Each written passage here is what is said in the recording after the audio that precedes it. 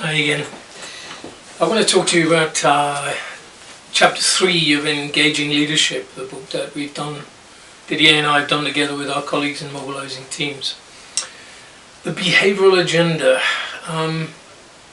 We've known and heard people for years talking about walk the talk, walk the talk, walk the talk. Behavioral agenda is about walking the talk, but it's a little bit more subtle than that. I've been interested in behavior for 30 years. I've studied behavior for 30 years. And it's clear that there are value building behaviors, what we call value building behaviors, and it's clear that there are value destroying behaviors. And people aren't born with these things. They are a skill set that people learn. Some people are more skilled than others, but in our experience over decades of work, it's clear that we can learn value building behaviors and we can learn to reduce the number of value destroying behaviors we get engaged in. Research in teams, for example, tells us that when we look at high performing teams, those groups of people engage in more value building behavior than value destroying behavior. Recent research indicates that it's pretty impossible to get rid of value destroying behaviors completely. People get mad, they get distracted, they get bored.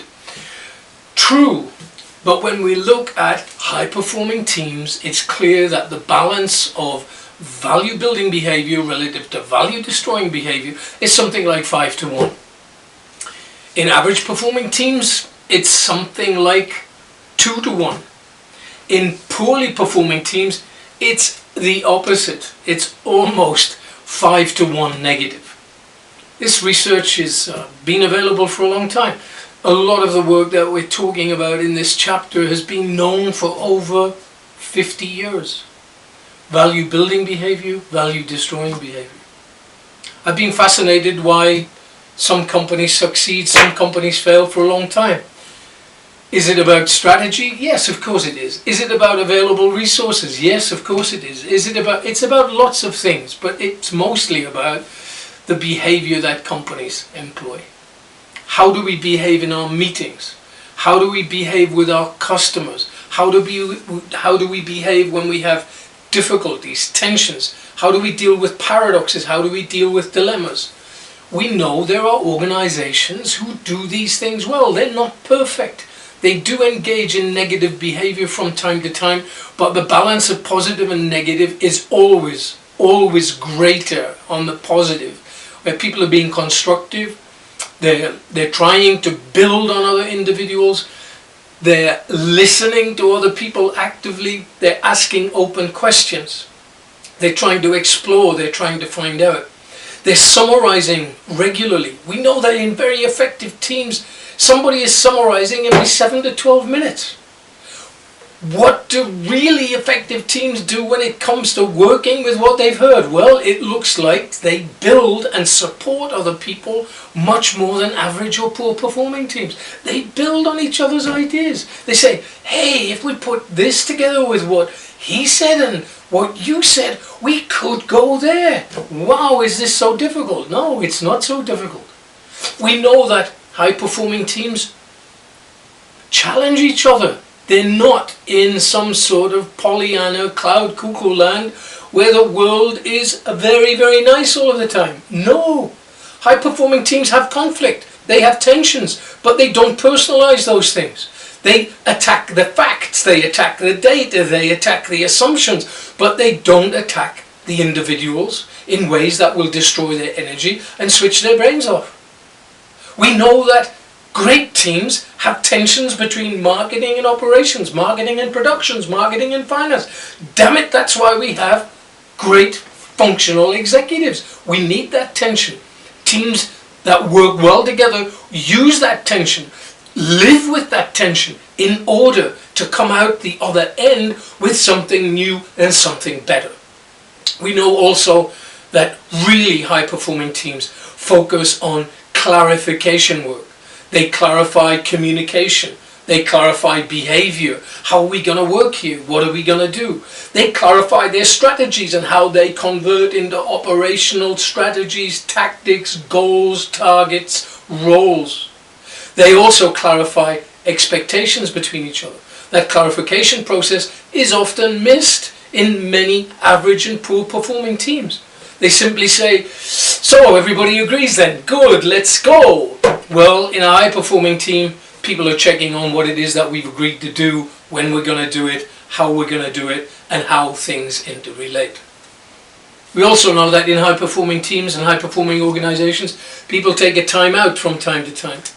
They say, hey, I don't understand, I'm losing the plot, I've got a little distracted, can we go back to where we said we would be? Or is this where we said we would be by this time of the day?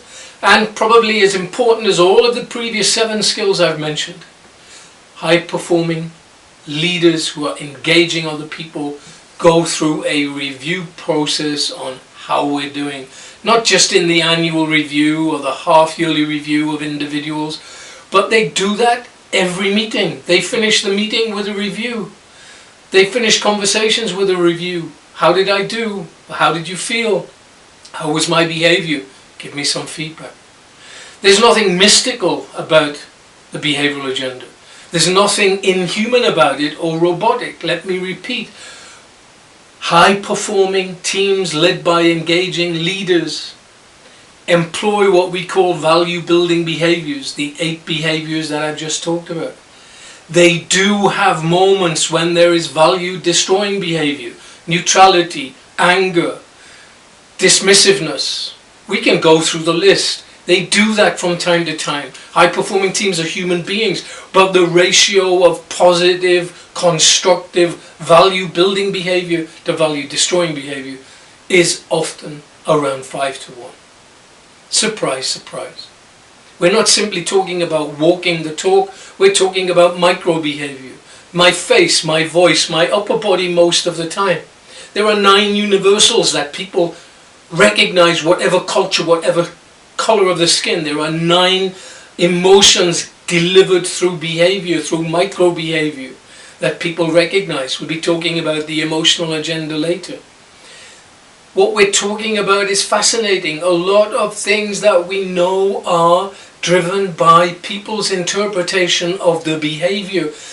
It's the behavior, stupid. It's 60 to 75% of the communication that we interpret, that we're picking up, is actually in the behavior.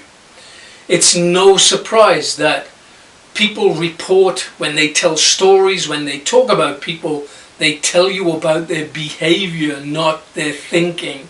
They tell you about what people did, not what they thought they did or what they thought was going on in their mind. They said what they did. And when they're really engaged, they tell you, hey, she just did what she said she was going to do. Yes! Wow! We can learn these behaviors. They're well articulated in chapter 3, and I hope you enjoy reading it.